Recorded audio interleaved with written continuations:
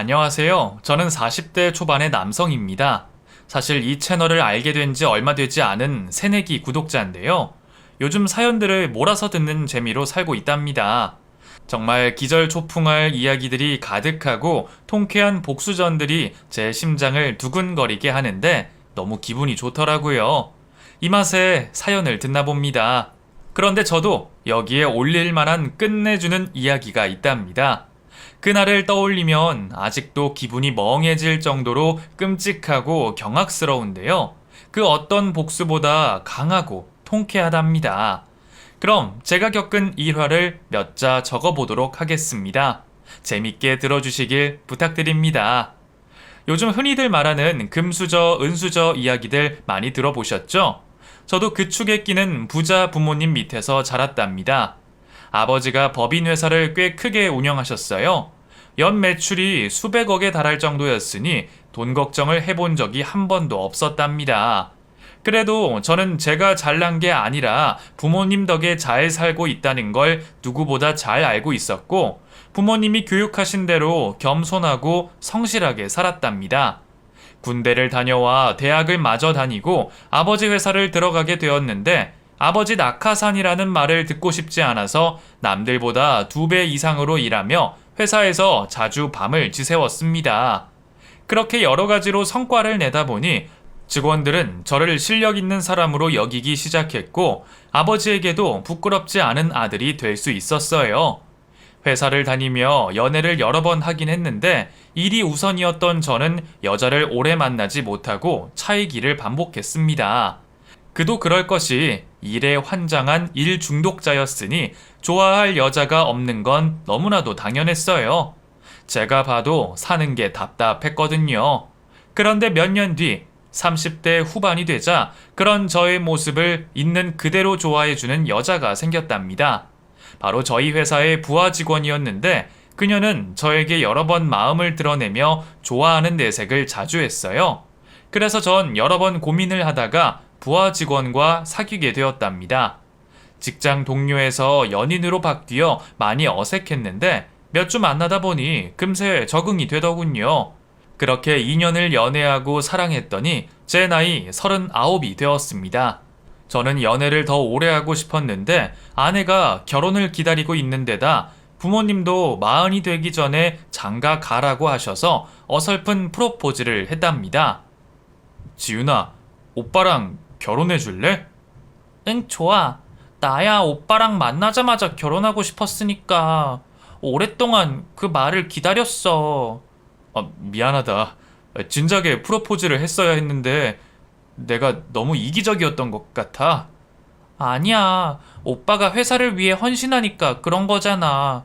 난 다 이해한다고. 오빠랑 결혼하면 일에 집중할 수 있게 내조도 잘할게. 고마워, 지윤아. 나랑 결혼하면 직장은 다니지 않아도 돼. 괜히 직원들 눈치 보고 할 필요 없으니까 네가 하고 싶은 대로 했으면 좋겠어. 정말? 난 현모양처 되는 게 꿈이었는데 잘 됐다. 앞으로는 오빠 뒷바라지만 하는 아내가 될 거야.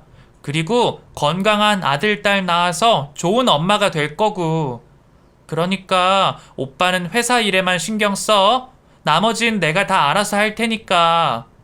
아내는 저의 모든 걸 이해하고 받아들여줬고 있는 모습 그대로를 사랑해 주었답니다. 아버지는 회사에서 아내를 봐오신 데다 마음에 들어 하셔서 진작부터 며느리로 인정하셨고, 집에 계신 엄마도 아내를 자주 보시고 크게 마음에 들어 하셨죠. 그리고 장인어른과 장모님, 처남은 저의 부족한 모습에도 사위와 매형으로 인정해 주셨습니다. 그래서 무사히 결혼식을 올리고 아내와 가정을 꾸렸답니다. 저희 집이 잘 사는 데 비해 처식구들은 돈이 조금 부족한 집안이었어요. 처식구들이 직접적으로 돈을 요구한 적은 없었는데 제가 눈치껏 처가를 많이 챙겨주었답니다. 장인어른, 치킨집 하고 싶다고 하지 않으셨어요? 제가 더 좋은 곳에다 마련해 드릴 테니까 도전해 보세요. 장인어른의 열정이라면 대박이 나지 않겠습니까? 그게 정말인가? 자네가 그렇게 해준다면야 내가 있는 힘껏 일해보겠네. 대박 나면 자네가 투자한 돈을 모두 돌려주고 이자까지 주겠네. 여하튼 사위 하나 잘 얻어서 내가 치킨집 사장님이 되겠구만. 장인어른은 잘하실 겁니다. 넓은 곳에다가 차려드릴 테니까 직원들 부리면서 쉬엄쉬엄 운영하세요. 그리고 처남, 그 월세살이 그만하고 자기 집이 하나쯤은 있어야 하지 않겠어? 내가 크게는 마련해주지 못하지만 그 살만한 아파트 한 채 해줄게. 나중에 장가가면 더 크게 해줄 테니까 그동안만 살아봐. 매형, 진짜 감사해요. 안 그래도 집값이 너무 비싸서 언제 내 집 마련하나 큰 걱정이었어요. 내 또래 성공한 녀석들이 다들 집 자랑, 차 자랑하는 게 질투나고 샘도 났는데 저도 매형 덕분에 집 있는 남자가 되겠다고요. 그럼 장가가는 것도 더 수월해질 겁니다. 진심으로 고마워요. 제가 매형을 잘 둬서 출세한 기분이라니까요. 매형은 우리 집의 보배입니다. 이 정도 가지고 뭘 그래. 내가 장가를 잘 왔으니 그에 대한 보답은 확실히 해야지. 필요한 게 있으면 나한테 다 말해. 알겠지? 장모님은 제가 뭘 해드릴까 생각해 봤는데 그 얼마 전에 운전면허 따셨다는 이야기를 듣고 외제차 한 대 사놨습니다. 내일 집 앞으로 도착할 거예요. 어머머, 우리 사위가 나한테 외제차를? 아유, 아주 고맙네. 내일 사위가 사준 차 타고 친구들한테 자랑하러 다녀야겠어. 백서방, 정말 고맙네. 우리 집에 자네가 들어와서 좋아 죽겠다니까. 내 평생 자네 아니면 외제차를 끌 일이 있겠나. 아무튼 너무 고마워. 별거 아니에요. 나중에 더 좋은 차 사드릴 테니까 기대하세요, 장모님.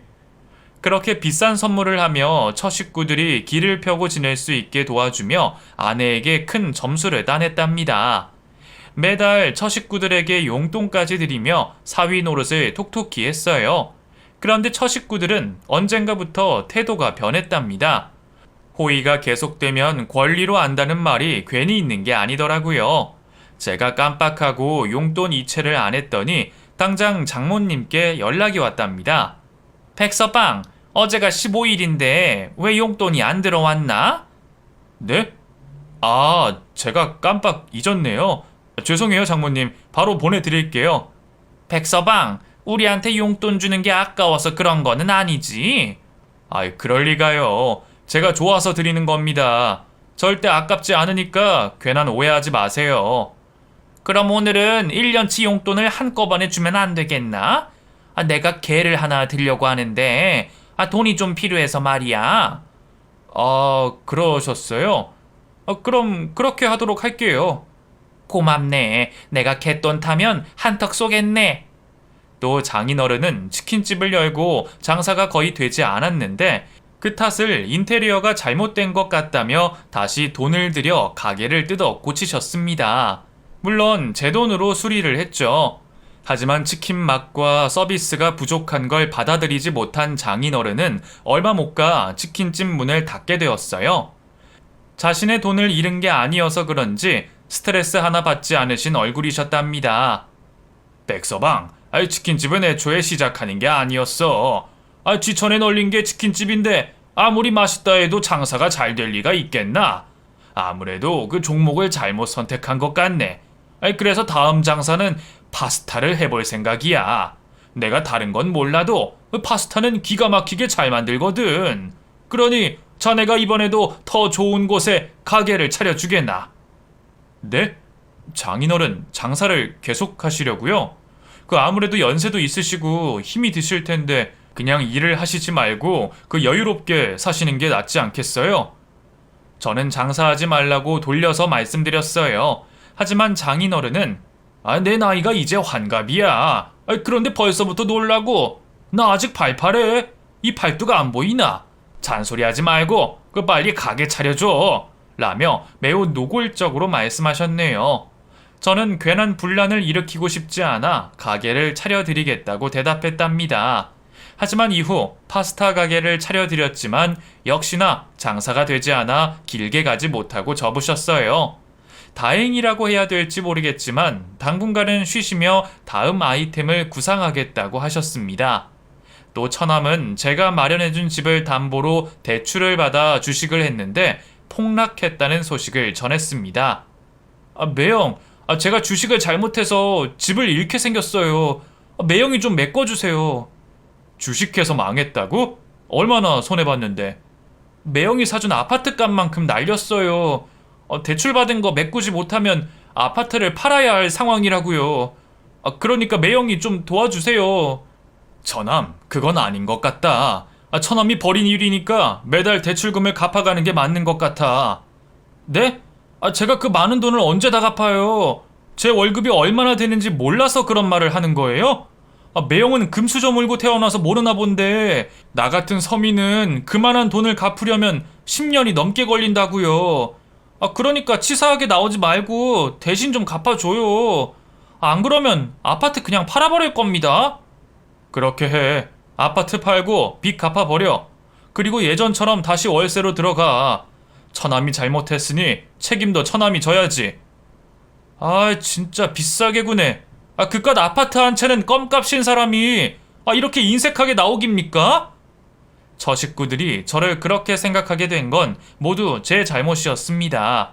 처음부터 아무것도 해주지 않거나 적당히 해드렸어야 했는데 큰 돈을 후하게 드렸더니 사람들이 너무 달라졌더라고요. 이후 처 식구들이 요구하는 건 거의 다 거절하기 시작했습니다. 그래도 매달 드리던 용돈은 계속 드리기로 했죠. 하지만 식구들은 하나같이 저에게 돈 좀 있다고 사람을 그렇게 무시하는 거 아니다. 사람 낳고 돈 낳지, 돈 낳고 사람 낳았느냐며 노골적으로 돈을 요구했습니다. 이 문제 때문에 아내와도 갈등이 자주 빚어졌고 부부 사이에 금이 가고 말았어요. 오빠, 너무하는 거 아니야?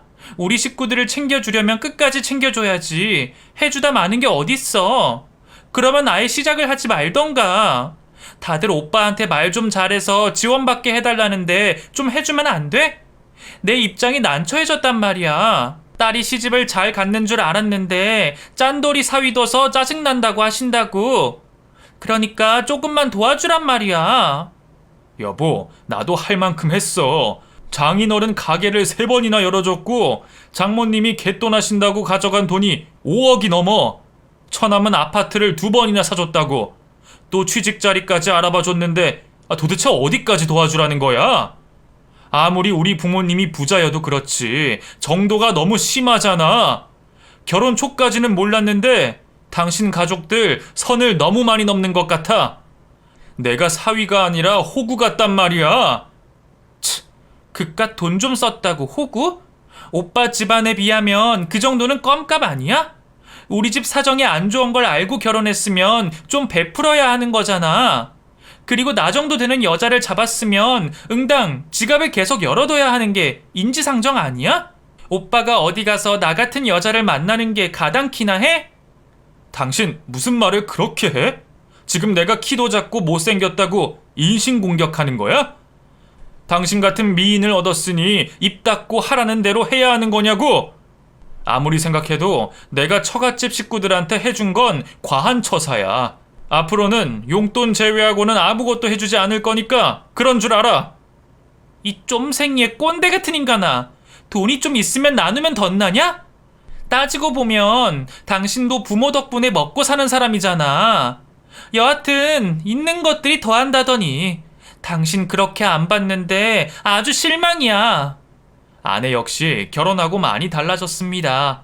처음엔 돈의 가치를 잘 알고 중요시하는 사람이라 10,000원을 쓰더라도 고민을 거듭했었는데 이제는 물 쓰듯 이 돈을 쓰고 다니며 사치가 매우 심해졌어요. 한 달에 개인 치장하는 데 쓰는 카드값만 1,000,000원 가까이 되었고 살림과 내조를 잘하기는커녕 놀러 다니기 바빴답니다. 그런 갈등이 있는 가운데 저희 회사 상황이 점점 안 좋아졌습니다. 투자자 둘이 투자금을 빼서 저희와 라이벌 관계인 회사에 투자했는데 다른 투자자들도 하나 둘씩 발을 빼기 시작했답니다. 뭐가 서운했는지 모르지만 저희 아버지에게 등을 돌리더라고요. 그래서 나중에는 회사 자금이 모자라는 지경에 다다랐어요. 저는 어떻게든 메꾸고 유지하려고 매출에 신경을 기울였지만 쉽지 않았습니다. 아버지는 이 문제를 해결하려고 여러 지인들을 만나 투자를 종용했는데 역시나 다들 등을 돌리더라고요. 상한가를 치고 있을 때는 다들 친한 척하며 들러붙더니 회사가 조금 어렵다고 하니 모른 척 했답니다. 그래서 아버지는 회사를 담보로 대출을 받아 원점으로 되돌려 놓으려고 했어요. 하지만 성급한 탓이었는지 계속 미끄러지고 말았답니다. 직원들 월급까지 밀리는 상황에 놓이자 2금융, 3금융에 대출을 받아서 해결했는데 또 한 달이 지나면 똑같이 돈을 빌려야 하는 상황이라 매우 힘들었어요. 이 사정을 알고 있음에도 처가 식구들은 자기들 배가 채워지지 않았다며 지속적으로 저에게 돈을 요구했습니다. 2달 동안 용돈을 보내드리지 않았더니 장모님이 크게 화를 내셨어요. 자네 회사가 하루아침에 망할 회사인가? 우리들한테 용돈 몇 푼 준다고 쓰러질 회사냐고? 내가 이런 말까지 안 하려고 했는데 자네가 내 딸 같은 여자와 결혼했으면 신경을 더 써야 하는 거 아닌가? 요즘 처가에 하는 게 부실하다고 생각이 들지 않아? 게다가 우리한테 돈 주기 싫어서 회사 핑계를 대는 모양인데 이런 식으로 나오면 재미없을 줄 알아. 장모님, 지금 회사가 폐업할 위기예요. 진짜 사정이 어렵다고요. 그러니까 조금만 더 기다려주세요.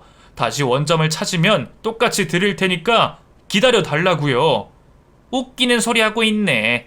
내 딸 데려갈 때는 간이고 쓸기고 다 줄 기세였더니만 이젠 내 딸을 잡은 물고기라 생각하고 우릴 무시하는 거지. 백서방, 그렇게 안 봤는데 사람이 아주 이중적이야. 인생 그렇게 살지 마. 결국 힘든 상황에서도 처식구들을 챙겨야 했습니다. 물론 주고 싶지 않았지만 한 군데라도 조용했으면 하는 바람이어서 그렇게 했죠. 그런데 저희 회사는 얼마 가지 못해 부도를 맞아야 했습니다. 더 이상 돈 빌릴 데가 없어서 부도 말고는 선택할 길이 없었답니다. 저는 다시 재기할 수 있을 거라 판단하고 다시 2발로 뛰어다닐 생각이었는데 아버지 생각은 다르셨나 봐요. 회사 부도의 충격이 너무 심하셨는지 뇌출혈로 쓰러지셨고 병원에 몇 달 입원하셨답니다. 아내는 처음 입원한 아버지를 보러 와서는 볼멘 소리만 잔뜩 늘어났어요. 이제 당신 집안은 완전히 망한 거야? 아버님이 이러고 있으니 재기불능은 확실해진 거네. 여보, 지금 회사가 문제야? 지금 아버지가 위독하신 상태인데 말을 그렇게 해야겠어? 그럼 어떡해? 내 인생하고 우리 식구들 인생이 걱정되는걸. 아버님은 뭘 잘했다고 쓰러지신 거야? 이제 보니 너무 무책임한 사람이네. 야, 지훈아, 그게 할 소리니? 제발 정신 좀 차려. 상황에 맞게 투정을 부리란 말이야. 지금은 며느리인 당신이 아버지를 간호할 생각을 하는 게 정상이라고. 뭐야? 지금 나더러 이빨 빠진 아버님 뒷수발을 들라고? 지금 시대가 어느 시대인데 며느리가 시아버지 간병을 해. 난 그런 일 절대 못하니까 어머님한테 간병하라고 하든지 사람을 쓰든지 해. 행여나 나한테 시킬 생각이면 가만두지 않을 줄 알아? 너는 꼭 말을 그렇게 해야겠니? 우리 아버지가 널 얼마나 아끼고 사랑하셨는지 알면서 그렇게까지 해야 직성이 풀리냔 말이야. 응, 나는 확실하게 말하는 게 좋아. 내가 헛똑똑이도 아닌데 왜 시아버지 똥기저귀를 갈겠어? 그리고 시아버지가 며느리를 아끼고 사랑하는 건 기본 옵션 아니야?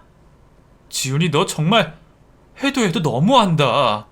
그렇게 아내는 일주일에 한 번 아버지가 계신 병실에 5분 정도 앉아 있다가 떠나는 게 전부였습니다. 저와 엄마는 간병인을 두지 않고 교대로 아버지 간병을 했답니다. 그렇게 하면 빨리 쾌차하실 것 같았어요. 하지만 아버지는 뭐가 그리 급하셨는지 저희를 두고 돌아가시고 말았답니다.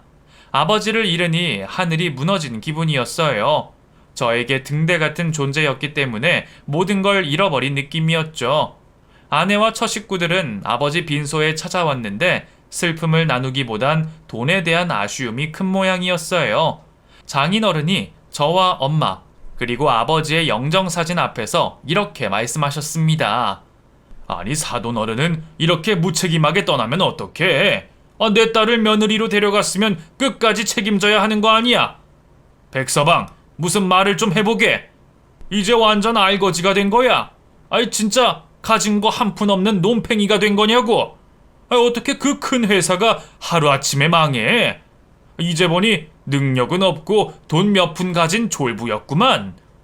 장인어른, 말씀 좀 조심해 주세요. 그리고 돈 얘기는 아버지 장례를 치르고 해도 늦지 않습니다. 지금은 다른 생각 안 하고 아버지만 생각하고 싶어요. 제발 가만히 좀 계세요. 이게 장인을 옆집 똥개로 하나? 어디서 어른을 가르쳐 들어? 어른이 할 말을 좀 하겠다는데 입을 닥치라고 하는 건 누구한테 배운 버르장머리야? 그런 거 아닙니다. 제가 지금 제정신이 아니니 그만하세요. 그리고 회사가 망했지만 곧 다시 일어설 겁니다. 이전보다 2배, 3배 더 크게 회사를 설립할 거라고요. 지훈이랑 처가 식구들 굶게 하지 않을 테니 걱정하지 마세요. 매달 드리는 용돈도 절대 끊지 않겠습니다. 아시겠어요? 저는 언성을 높여 제 다짐을 전했어요. 그랬더니 처 식구들은 잠자코 있다가 장례식장을 떠났답니다. 아버지의 장지까지 보고 집으로 돌아와 앞으로 살 계획을 떠올려 봤는데 아무래도 시작이 쉽지 않겠더라고요. 그래서 일단 아버지의 절친이 운영하는 회사로 들어가 기반부터 닦아놓기로 했답니다. 월급쟁이로 지내다 보니 예전처럼 돈을 쓰는 게 불가능했기 때문에 씀씀이를 아껴가며 지냈어요. 그러자 아내는 매일같이 볼멘 소리를 했습니다. 사람이 쓰던 습관이 있는데 하루아침에 어떻게 바꿔? 당신 월급으로는 생활비밖에 안 된단 말이야. 그러니까 다른 수를 좀 써봐. 여보, 지금 내 상황을 알고도 그런 말을 해?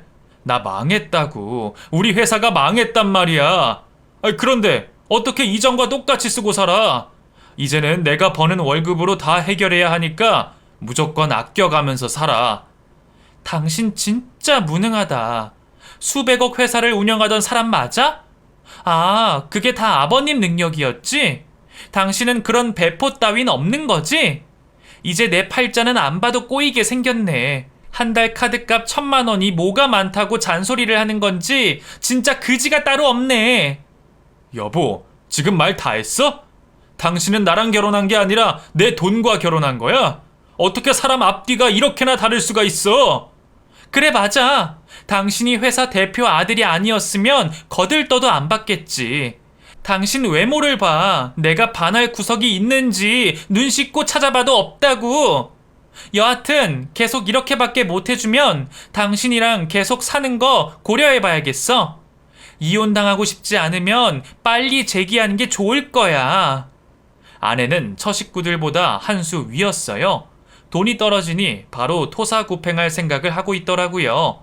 게다가 며칠 뒤 머리가 너무 복잡해서 인천의 바닷가로 바람을 쐬러 갔는데 거기서 아내가 다른 남자와 바람을 피우고 있는 걸 보게 되었답니다. 당신 여기서 뭐 하는 거야? 지금 바람 피우고 있는 거야? 이거 놔. 어차피 무능한 당신이랑 헤어질 생각이었는데 잘 됐네. 나 잘 나가는 사업가 물었어. 당신보다 훨씬 능력 있는 사람이라고. 내가 쓰는 카드값을 감당해 줄 수 있는 남자니까 당신은 이제 버려야겠어. 쓸모없으면 버리는 게 맞잖아. 뭐가 어째? 당신이 그러고도 사람이야? 결국 돈 때문에 다른 남자랑 바람을 피우고 부끄러운 줄도 모르고 이혼하자는 말을 하니? 진짜 너 같은 여자랑 결혼했다는 게 믿어지지 않는다. 내 눈에 뭐가 씌었길래 널 사랑했는지 모르겠다고. 그래, 너랑 나 이혼할 거야. 하지만 가만히 등신처럼 이혼 도장 찍어주지 않을 거야. 완벽하게 준비해서 이혼 소송으로 가겠다고. 너와 네 식구들 모조리 무너뜨리고 말 테니까 각오하고 있어. 아, 말이 왜 이렇게 많아? 이혼 소송을 하든지 말든지는 당신 마음대로 해. 지금 내가 만나는 애인이 다 막아줄 거니까. 저 사람이 얼마나 잘 나가는 줄 아니?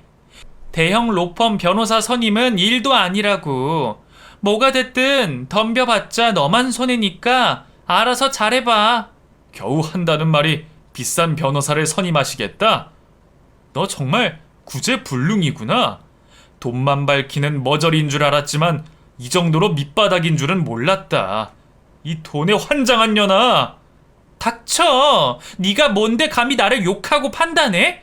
내가 너 같은 놈하고 같이 살아준 것만으로도 감사하게 생각하라고. 꼭 능력 없고 자격지심 있는 놈들이 너처럼 말하지. 넌 이제 아웃이야. 이 형편없는 자식아.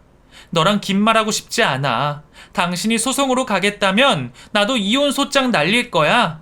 여러 가지 사유를 만들어서 위자료를 왕창 뜯어낼 거라고. 내가 내 발등을 찍었네. 너 같은 년하고 결혼한 내가 어리석은 놈이었어. 그렇게 퍼다 바쳤는데 돌아오는 게 이런 배신이었다니.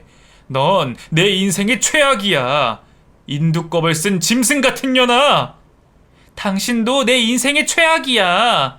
서로 더러운 꼴을 다 봤으니 이쯤에서 꺼져. 당신한테 남아있는 재산이 얼마가 있을지 모르겠지만 다 빼앗아 올 테니까 딱 기다리고 있어라. 내가 골로 보내줄 테니까 기대하고 있으라고. 그렇게 아내는 바람을 피우면서도 매우 당당하게 이혼을 통보했고, 저는 오만정이 떨어져 당장이라도 이혼 소장을 날리고 싶었습니다.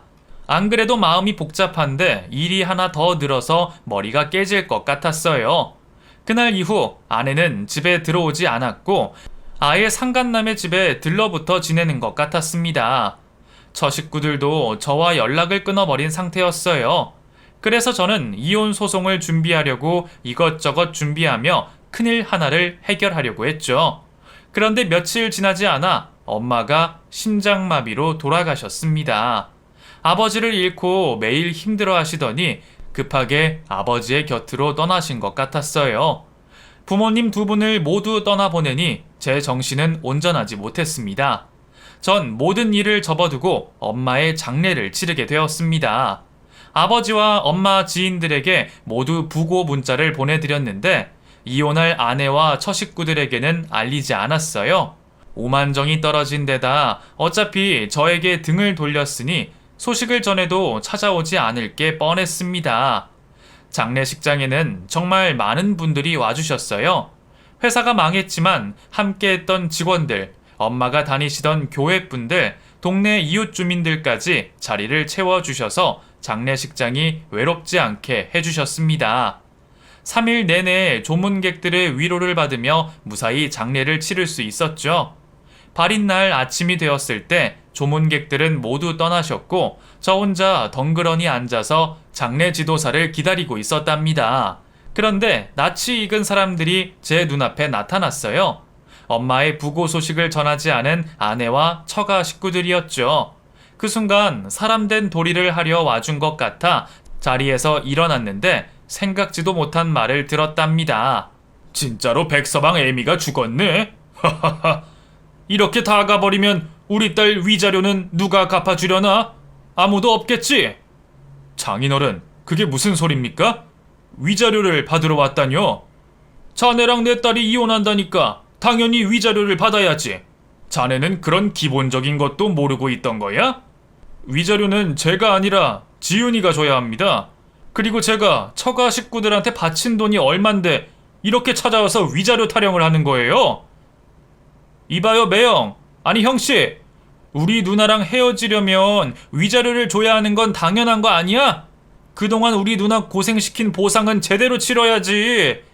여하튼 오늘 우리 누나랑 끝을 보고 해결할 게 있으면 다 끝내자고. 아니 그런데 사돈이 죽었으면 우리한테 연락을 해야 하는 거 아닌가?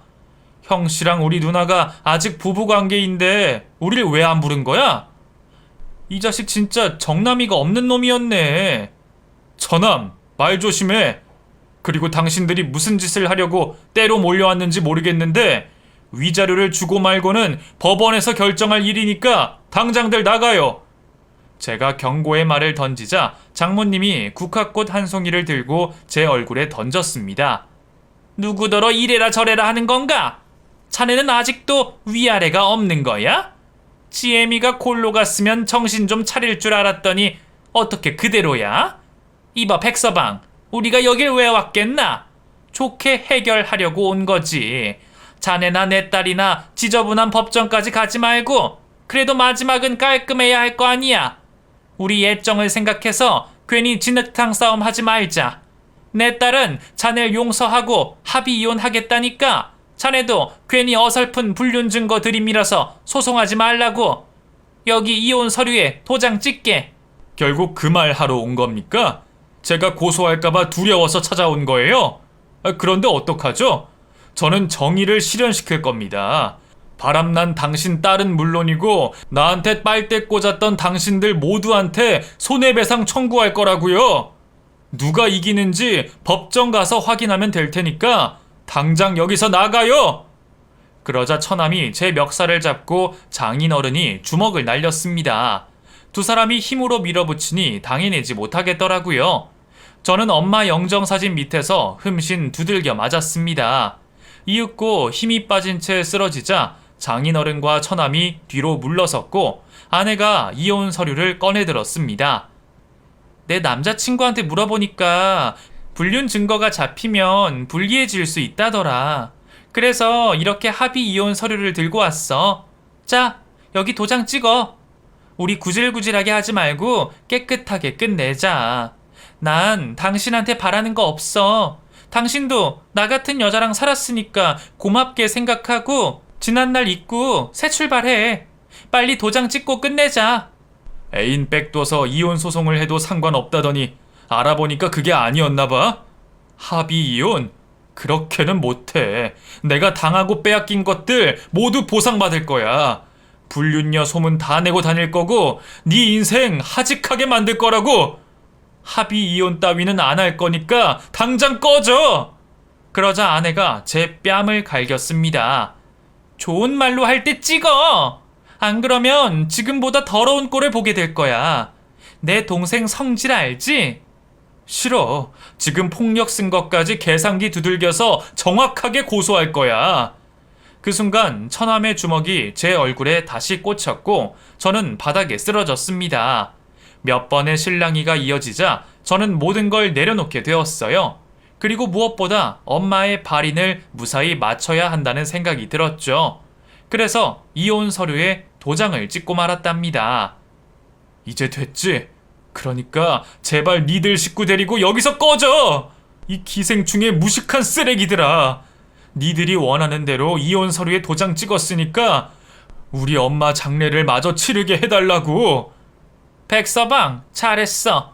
그럼 이제 우리 딸 위자료 좀 받아가 볼까? 아들, 부조함 열어라. 안 돼. 당신들이 원하는 대로 이혼 서류에 도장 찍었잖아. 그거면 됐지. 또 뭘 가져가겠다는 거야? 여기 우리 엄마 장례식장이야. 부조금을 털어가겠다는 게 말이나 돼? 당신들 사람 아니야? 형씨, 내가 아까 말했잖아. 우리 누나 고생한 값을 받아야겠다고. 그런데 쫄딱 망한 너한테 돈이 한 푼이라도 있겠니? 그리고 돈 받으러 왔는데 때와 장소가 어딨겠어. 우리 누나가 받아야 할 돈을 합당하게 가져가는 거니까 아까워하지 말라고. 이윽고 처남이 부조함을 열려고 하는데 열쇠가 없어 열지 못했습니다. 형씨, 이거 열쇠 어딨어? 좋은 말 할 때 내놔. 어딨는지 나도 몰라. 그러니까 그냥 가. 제발 그 돈은 건들지 말고 가란 말이야. 이가 없으면 잇몸으로 먹으면 되지. 내가 이까지 나무 쪼가리가 잠겼다고 포기할 거라고 생각해? 처남은 주먹으로 부조함을 연신 내리치자 산산조각이 나며 부조금 봉투가 쏟아져 내렸습니다. 장인어른이 썩은 미소를 지으며 말했어요. 이야, 우리 아들 힘 좋네. 이 많은 봉투들 좀 봐라. 이게 백서방 자네한테 마지막으로 받아가는 돈이 되겠구만. 그 마음 같아선 조금 더 뜯어내고 싶지만 자네가 부모를 잃어 불쌍해서 여기까지만 하겠네. 우리가 넓은 아량을 베푸는 것이니 너무 고마워 말게. 당신 이젠 진짜 한 푼도 없는 그지네? 그래도 보험금은 나올 거 아니야. 그 돈으로 입에 풀칠이나 하면서 살라고. 아내와 장모, 처남은 부조금 봉투를 보고 기뻐서 환장한 얼굴이었습니다. 그들은 하나도 빠짐없이 봉투를 챙겨 가방에 넣었답니다. 그리고 처가 식구들은 쓰러져 있는 제 얼굴을 보며 악마 같은 미소를 짓고 그 자리에서 떠났어요. 잠시 후 장례 지도사가 들어와 저를 보고 놀라긴 했지만 저는 엄마의 발인을 하는 게 우선이니 그것만 신경 써달라고 말했답니다. 저는 퉁퉁 부은 얼굴로 마지막 엄마의 모습을 내려다보았고 저승으로 가는 길을 보며 참았던 눈물을 실컷 쏟아냈어요. 납골당에 엄마를 모시고 나서 주차장으로 걸어가 차에 올라 한참의 시간을 슬퍼했답니다. 그런데 모르는 전화번호로 계속해서 전화가 울려서 짜증이 났어요. 처가 식구들은 이제 끝났으니 더는 저를 괴롭힐 사람이 남아있지 않은데 전화가 끊이지 않았답니다. 여보세요? 그 백종민 씨 맞습니까? 저는 교통사고 조사계 형사입니다. 교통사고 조사계요? 거기서 무슨 일로 저한테 전화를 주신 거죠? 유감스럽게도 그 백종민 씨 가족들이 교통사고로 숨졌습니다. 저에겐 남아있는 가족이 아무도 없었는데 이게 무슨 소리인지 이해가 되지 않았습니다. 그래서 누가 죽었다는 거죠? 제가 지금 유일한 가족이었던 어머니 장례를 치렀는데 말이죠. 라고 짜증내며 대답했습니다. 그러자 형사는 제 아내와 처남, 장인어른과 장모님이 한 차를 타고 고속도로를 달리다가 사중추돌 사고로 사망했다고 전했답니다. 그 백종민 씨 처가 식구들 모두 사망했으니 여기로 오셔서 확인을 해주셔야겠습니다. 그 어머님 장례를 치러서 힘든 상황이겠지만 그 돌아가신 처가 식구들에게 다른 가족이 없어서 백종민 씨가 절차를 밟아주셔야 할 것 같네요. 아, 그래요? 알겠습니다. 바로 출발하죠. 아내가 이혼 서류를 가지고 갔지만 법원에 제출하지 않아 아직 부부 상태였으니 뒤처리는 제가 해야 했어요. 처가 식구들이 죽었다는 말을 다시 들었는데도 하나도 슬프지도 가엾지도 않았어요. 조금 전 엄마의 장례식장에서 그 난리를 치고 나갔으니 천벌을 받은 거라 생각되더라고요. 저는 아무 감정 없이 전화를 끊게 되었고 사망한 처가 식구들을 확인하러 병원 영안실에 갔답니다. 제 눈으로 죽은 처가 식구들을 내려다보니 이상하게 가슴이 뻥 뚫리는 기분이었어요. 그리고 병원 관계자가 장례는 어떻게 할 거냐고 묻길래 저는 처가 식구들의 보험회사에 연락해 부고를 알렸고 상조회사에 연락해 알아서 염과 화장을 해달라고 말했답니다. 당연히 장례는 치러주지 않을 테니 모든 걸 알아서 해달라고 했죠. 또 형사가 저에게 돈가방을 내밀었습니다. 몇 시간 전 훔쳐갔던 엄마의 부조금이었죠. 저는 그 돈가방을 들고 병원에서 유유히 빠져나왔고 더러운 악연을 이제야 끝내는구나 하고 속 시원해하며 집으로 돌아갔어요. 그리고 며칠 뒤 보험회사에서 연락이 왔습니다. 처가 식구들의 보험금을 받을 사람이 저밖에 없다는 소식을 전했답니다.